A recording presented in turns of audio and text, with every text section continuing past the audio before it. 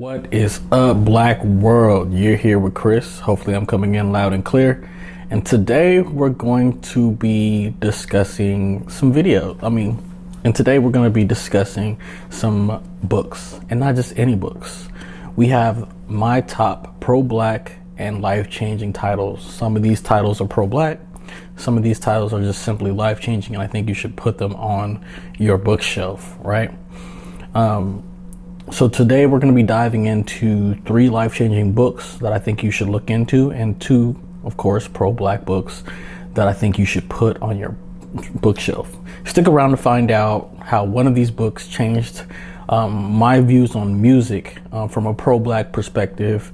And as always, I like to review these books from least profound to most profound. So be sure to stick around to the very end. And as always, please hit that like and subscribe button so we can grow together. All right, without further ado, I'm going to start off with something that I think is more general, but I think that everybody can use in their life. And that is going to be Essentialism. Essentialism by Greg McKeown. This is a New York Times bestseller. And all a New York Times bestseller means is that the book was able to sell 5,000 copies within 1 week. This is an extremely easy read, and there are key points of what essentialism is. Excuse me, I'm having difficulty speaking today, but basically essentialism is just filtering out what is essential in your life and from what isn't essential, and acting on what is essential. There are some key points where we need to be cognizant of how we spend our time and energy. We need to learn how to say no more and really focus on what we're saying yes to, and realize that basically 80% of the outcomes in our life are really only coming from about 20% of our actions taken. So we need to really focus in on what are some of those essential actions that we're actually taking to push our life forward, right? And this may be saying no to your boss at work so you can spend time with your family. You need to figure out really what's important there. We need to focus on the vital few things that are the most significant. And then lastly, we need to practice discipline in essentialism. So essentialism is basically not something you set and forget. It's not that you sit here and you practice essentialism and then a year down the line, those things that you first prioritized are still relevant to you, because 9 times out of 10 they're not. So you need to periodically review what's going to be essential in your life and not essential in your life. Okay, so this is a pretty easy read, 237 pages, but I definitely kept this on my bookshelf and I've read it multiple times. So any book that I read multiple times, I highly recommend. So this is Essentialism by Greg McKeown. Hopefully I said his name correctly. All right, we're going to move on to the next book, The Psychology of Money by Morgan Housel. This is a 256-page book, and it's also pretty easy to read. It goes into the psychology of money. Money is more than just numbers. It involves the psychology and behavior and how we often spend our money somewhat irrationally. I'm going to go over some key points of the book as well. So first we want to talk about the book talks about what's wealth and what's riches. Wealth is something that you don't see. It's saved money, it's investments. Wealth is something that hides in the background, right? Whereas riches are what you do see. So these are the luxury cars and houses, extravagant homes and lifestyles. So there's a difference between what's wealth and what's riches. We also need to understand the role of luck and risk, right? When it comes to wealth, both luck and risk have significant roles for individuals in their financial lives, right? Are you getting out of college and then it's a recession? Are you getting out of college during an economic boom? What period are you investing in the stock market? Yes, we know the stock market goes up continuously, but are you getting in a dip? Are you getting in during a high? Are you buying overpriced assets? These you can do your best, but to analyze the stock market, but there is a modicum of luck within the stock market as well. The book discusses compounding and how compounding is not just about your compounding interest rate, and how putting in a small amount of money into your 401k can balloon and make you a millionaire or wealthy over time. Compounding also has to do with your life and things outside of finances. So it could be, making a YouTube video every day, or spending 10 minutes of yourself trying to better yourself. They talk about all of those facets of compounding within this book as well. And then finally, the book talks about the difference between getting wealthy and staying wealthy.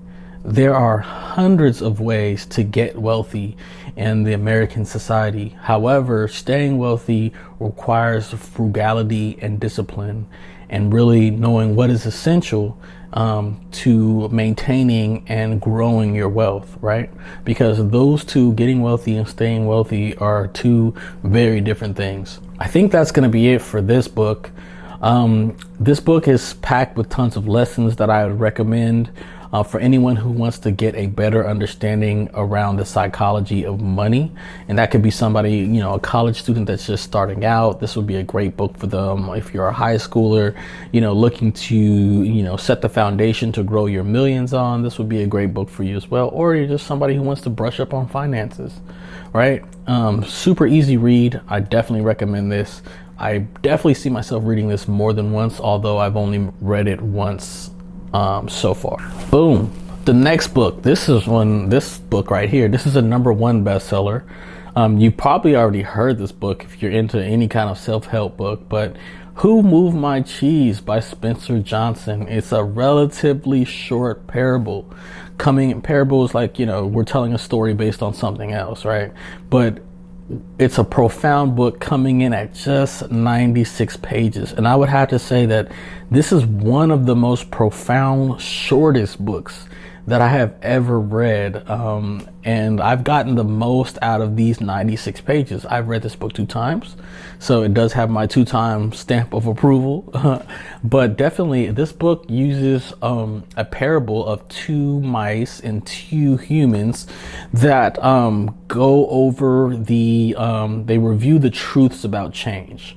So there are some key points that I want to take away from this book here.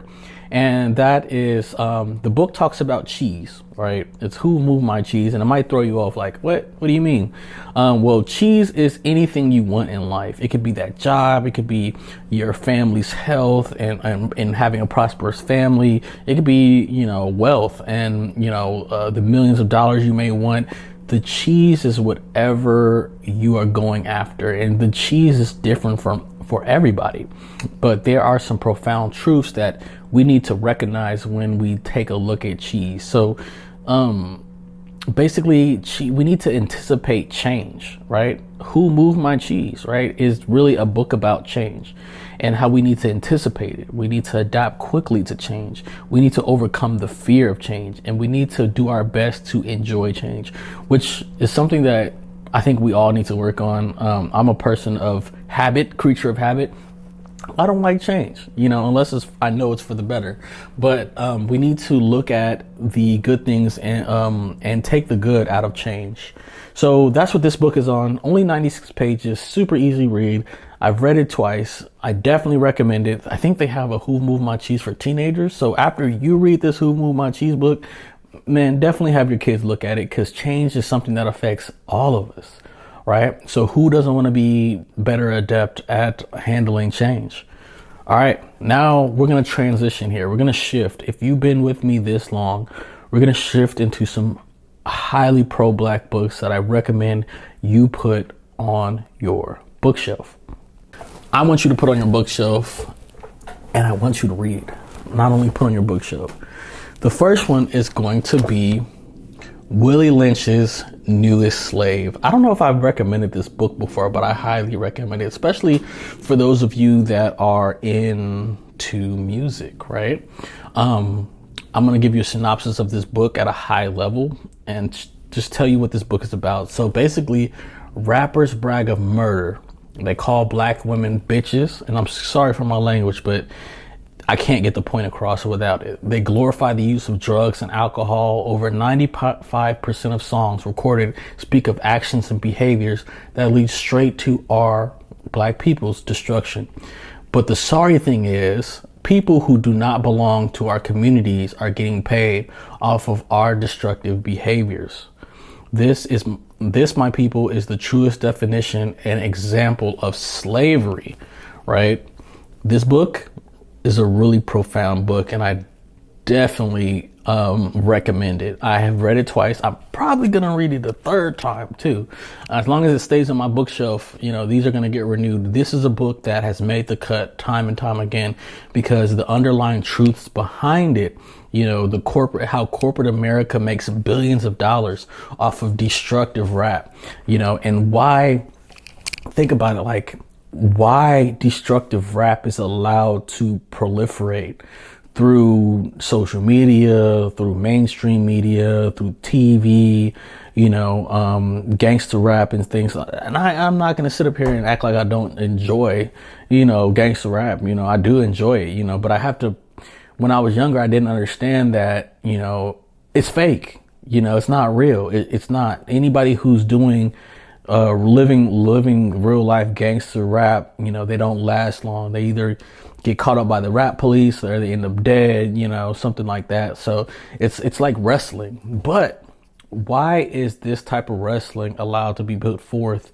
in mainstream media when we don't see that type of wrestling put forth in other cultures, music, right? I hear country music, I hear pop, I hear things of that nature, but our subculture, which gangster rap is a subculture, is put forth in front of the world for the world to see and broadcast it out there, so it kind of represents us on the world stage, right?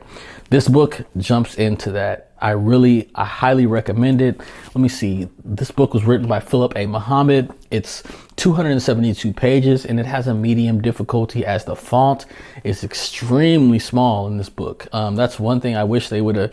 The book probably would have been a lot thicker, but I wish the font was a little bit bigger. Something about reading small font parent books that gives me textbook vibes, but I would definitely recommend this book. This is put forth by thepeopleslanguage.com. So look through it through there. You can Google it. I got this from a black bookstore in Oakland, California, but get you a title. Put this on your bookshelf. It's potent. We're going to talk about Brother Woodson, man. And I think this is a classic that needs to be on everyone's shelf. So this is The Miseducation of the Negro. Basically, Carter G. Woodson dedicated his life to two large tasks. First, vindicating the black race from the charge of inferiority and restoring African American peoples of African descent, African Americans, Africans, and people of African descent to their proper places in the annals of history, right? That's no small thing. So basically, this brother talks about how our history is something greater than the slave ship, how our history was systematically hidden from us. And now we can go in and use the tool of the internet to go really dig deep and find out the truth. But even so, it's still buried under different layers. So I think Carter G. Woodson, this is a really potent book. It's coming in at 114 pages. So it's not long. I would give it a medium difficulty as well, but I challenge you to challenge yourself. So definitely read that and keep it on your shelf, right? Don't give these type of books. I don't give these type of books away. I just keep them, once they're like profound books, I keep them on my shelf. So that has been my recommendations of life-changing and pro-black books. If you've stuck around this long, I want to thank you first, because that means you're really enjoying the content that I put out there. And also, I wanted to talk about Willie Lynch's newest slave, right? This book. This book had a very profound, and still does have a very profound meaning to me. As somebody who enjoyed, gangster rap, I came up in a, more impoverished neighborhood and enjoyed that, then discovered this book. It turned everything that I thought gangster rap was upside down. You know, it talked about the manipulation and the control of the record companies and how they are controlling the image, you know, of rappers, both male and female, right? And putting that out there on the world stage. And it's caused me to have extreme conflict as somebody who enjoys that. I mean, enjoys gangster rap, you know? So I've went through a process where I deleted all of the gangster rap out of my phone, right? And just stopped listening to it altogether for a long period of time. And then I slowly kind of came back into it, you know, and there's certain artists that I do subscribe to and certain artists that I don't. And, you know, from my personal standpoint, I look at it as me, I enjoy it, but within boundaries, you know. I'm very attuned to the type of videography that's out there and that we shouldn't be watching that type of stuff all the time. So I like to listen to the songs that I like, but as far as promoting it, I just don't do it. And it's like a dirty, you know, it's kind of like a dirty secret, because you could be like, Chris, well, why do you even do it at all? And I'm like, I don't know, because it reverberates with a part of my personality, with a part of a life that I no longer subscribe to, but can look back to as something that got me through different parts of ups and downs, right? So the newest slave, I mean, he has a part of the book that talks about if you're still a slave, you know, has slavery been replaced with 401ks and corporate slavery, and maybe we're in a different paradigm where more people are enslaved and they're not just black people. So I definitely think that you should definitely take a look at it. That's how it's affected me. I'm very cognizant of what I kind of put out there in the world now, as somebody who likes to make beats. You know, I did rap back in the day, but even then it's hard to do now with the way the art form is controlled, you know. So that's just my auxiliary spill on that. If you stayed around this long, please click a like and subscribe to this type of content, and I'll be coming out with more of it, man. All right. Peace.